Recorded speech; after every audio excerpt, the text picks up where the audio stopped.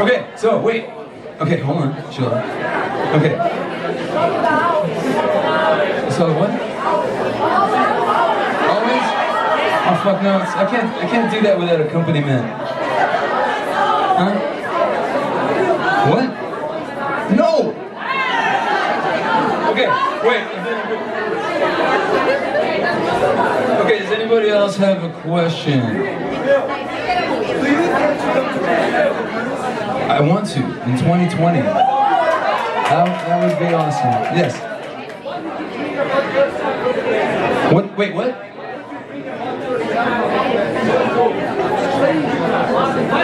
Wait, can we get him on the mic?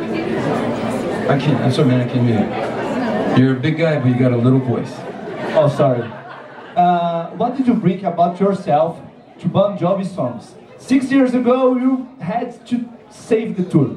Yeah. What about now? 6 years later, what about few acts now in Bon Jovi? Right. Playing and... Yeah, it's a funny, not a funny in a ha-ha way, but you're right. In 2013, even though I did 90 shows, everybody thought Richie was coming back. So it didn't feel like a band, quite.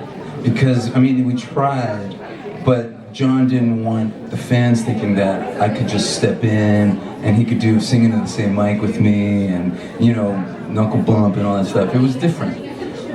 As when Richie left, then it became clearer that we could be more like a band.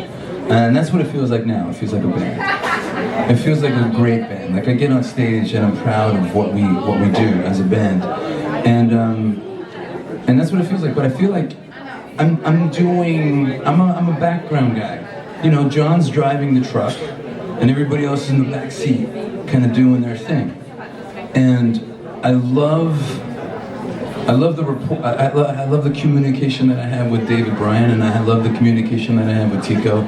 And because those guys I saw those guys in the stadium in 1987, right? So being with these guys and playing with these guys is like an incredible experience, and it still is, and it continues to be. And there's new stuff happening all the time. When I play, I still have to kind of down me back a little bit, because when I do the drills, like I'm 100% Phil X. It's my songs, it's my lyrics. I can play like a maniac, but I can't really do that in a band like Bon Jovi. So I just dial it back a little bit, and then and that's how it rolls right now. Yeah, you're welcome. Anybody? Yes.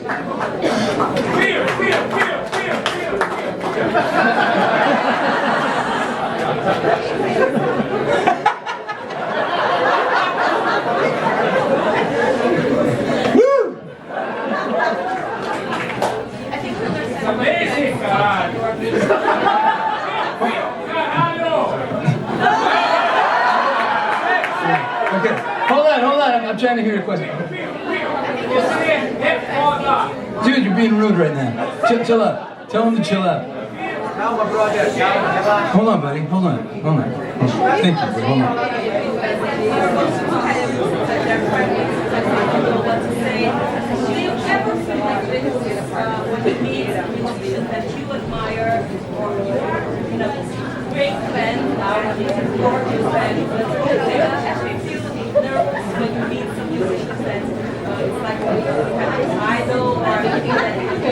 Yeah, I mean, I don't know if it's a nervous thing. Like, it's funny because I'll take pictures with fans, and you're like, oh my god, are you shaking? Because they're like, I don't think I get like that.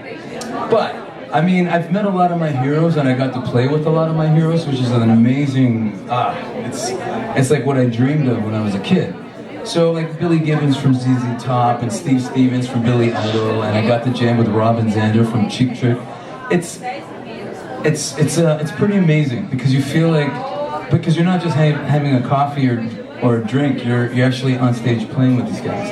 And sometimes you're playing and you're like, holy fuck, is this happening? And I swear, that happened like a couple of months ago. Like, I mean, you guys probably don't know, because I'm older, I was a big fan of the Scorpions, but I was a I was a big fan of the 70s Scorpions, before Rock You Like a Hurricane and stuff. So, and Scorpions with Rock You Like a Hurricane, of course. But before that, it was Uli John Roth was the guitar player, and this guy was a maniac on guitar, and he influenced everybody, even Eddie, and he influenced so many different players. And when I met him in Germany last September, it was like, we're playing, and it was like, oh shit. But the funny thing is this guy is like a punk rock hippie. You know, he's got long hair and the mustache and the Jimi Hendrix headband. And so he comes up and he goes, so are you, I wish I could do his accent, I can't. So are you a solo guitar player, artist? I'm like, no, I actually play Bon Jovi. And he went, so what are they doing lately? I go, yeah, we just sold out 45 arenas in the US. I have a #1 record. And he was like, oh. So then later when we talked again, he wasn't like, hey, how's it going, man, guy? Oh, another pick.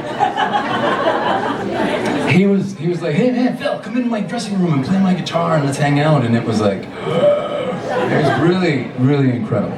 Like, it was incredible. And then he invited me to go play in Japan with his band in January. So that was incredible too. So it's just when you get to jam or even hang out with heroes that you grew up listening to, I can't, I'm running out of words to describe it. It almost leaves you speechless.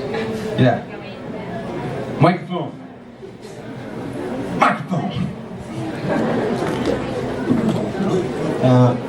We know already that you were a Bon Jovi fan for a long time. Yeah. You said that 1997, 87. 87.